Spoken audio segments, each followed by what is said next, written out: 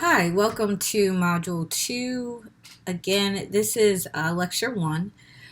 For this module, I've decided to only give you one lecture because I think time is valuable, and also I know that oftentimes too much content is an overload. So the way that the lectures are set up, it's a brief overview of the written text that you can use to guide you through the content. It will be brief, meaning I'll spend maybe about 10 to 15 minutes on the lecture itself going forward to ensure that you're not cognitively overloaded. So to begin, Universal Design for Learning has three different principles: engagement, representation, then action, and expression.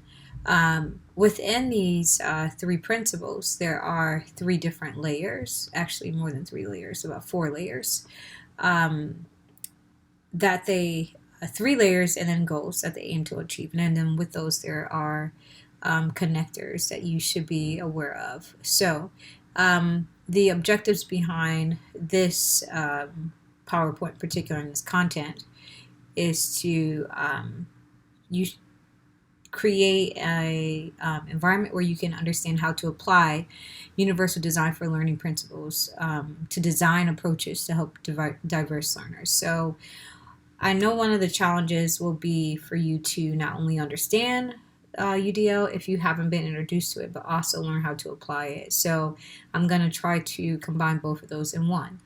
Student learning outcomes, by the end, you should be able to assess your ability to design and also your ability to apply the principles in the subcategories that define all of them. So here is an additional resource. If you click on the actual link for the PDF, you should be able to get it. If not, you can input the actual link address that's there. Here are three questions for you to consider. Remember, the check for understanding review questions will serve as the quizzes for the module. Even though they're a little bit intense, they're all situated for you to kind of develop an in-depth perspective on the reading. So really quickly, Universal Design for Learning is comprised of three main principles. These break into guidelines and checkpoints for each principle. The guidelines serve as methods to implement the principle within a learning setting. So the checkpoints then explain how the educator can integrate each part of the principle while providing implementation examples. Each of the layers within a principle serve as a guide to help the educator learn how to use all aspects of the principle as intended. This is a lot. So my advice to you would be, if you are really serious about applying UDL to your daily practices, maybe aim for one principle at a time, especially if it's a new content area for you. For example, for me, I've taught every grade this year, but I hadn't previously taught 12th grade and 10th grade separately. I've done journalism and some other content areas, but not separately, and also not at a different level. So previously I used to teach CC classes where I had a cooperative teacher, and I've seen different models when I taught in North Carolina and also in this state and in New York. So for here, you want to consider your environment. You also want to consider the level at which you are teaching in order to better implement the principles. So with principle 1, I think that's the easiest one to start implementing because it literally is providing multiple means of representation. So you'll see within our modules itself, I started off with 2 basic implementation possibilities. Now I could have just added a voice link as well as a text only and a video, which I've added in some of the modules. But for the most part, you want to provide options for perception. Guideline 1 offers 3 checkpoint areas that you can use to ensure that you are implementing this principle correctly. The other thing, the guideline two, is to provide options for language, mathematical expressions, and symbols. So I think this principle or this guideline becomes extremely relevant in math, especially in a high school setting. I would say maybe in any grade level, but particularly in a high school setting where the concepts get a little bit more challenging for students to grasp and to make connections, especially when you start adding letters with numbers. This is typically in algebra where students get lost. So, including multiple methods of representing mathematical expressions and symbols would be incredible. For English is a little bit different, so I have my students create some of the images of things that we have for vocabulary, and then we use sentences and also pictures to analyze meanings in addition to having the visual arts of whatever we're reading. So I try to layer. For me, it's a little bit easier, but for math and science, it might be a little bit more difficult. But be sure to look at checkpoints 2.1, 2.2, 2.3, 2.4, and 2.5. Where 2.5 says illustrate through multiple media. So in your case, you may not be able to do all of this, but maybe you may be able to attempt a few things. Also for principle 1, there's guideline 3, which is to provide options for comprehension. So comprehension, connecting the schema from previous to present and to future knowledge is so critical for students, because oftentimes educators do not realize that students have gaps in where the transference happens with knowledge. So I always love to start off with some type of knowledge rating scale, some type of pre-learning, some type of schema bag, or even a puzzle where they get to kind of associate words with what they know, because that is a key tool of value that you can add to understanding where the student's coming from and possible gaps. So checkpoint 3 for this one, 3.1, is so important. Once you activate that prior knowledge, identifying those patterns, critical features, and big ideas and relationships is critical for students to make a connection to the current knowledge that you're trying to teach them. And then for them to go beyond that, you have to guide them through the information processing, through visualizations, and also manipulation and connecting these ideas. And then to maximize transference and generalization, you have to make those relationships clear for them. For principle 2, provide multiple means of action and expression. This might be a little bit more challenging because it does require you to possibly modify the physical action that students are doing. I don't know about you, but I'm in a very small classroom this year. So that is always a challenge for me, especially with redesigning things. So currently I have seniors. I teach 3 different levels of classes this year. And my seniors are tasked with, we're doing a mock interview. So one of the things I was challenged with was, how do I ensure that they're understanding the key essentials of what it means to be ready for a career and ready for a job. So we did a interview. We did a speed date interview style where they got to interview their partner and they got interviewed themselves. And the movement actually changed the dynamics of our classroom. It was a great learning opportunity for me because I was a little down about the students and their lack of motivation. As we all know, seniors can be a challenge if you've taught them before.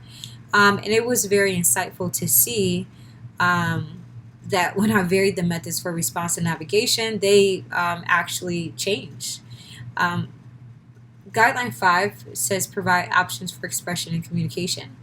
That goes along with one of the lessons I had to learn, which is to use multiple media for communication and use multiple tools for construction and composition. Build fluencies with graduated levels of support for practice and performance. So you want to give your students the opportunity to shine and also to explore and expand. And within multiple means of action and expression, they can do that.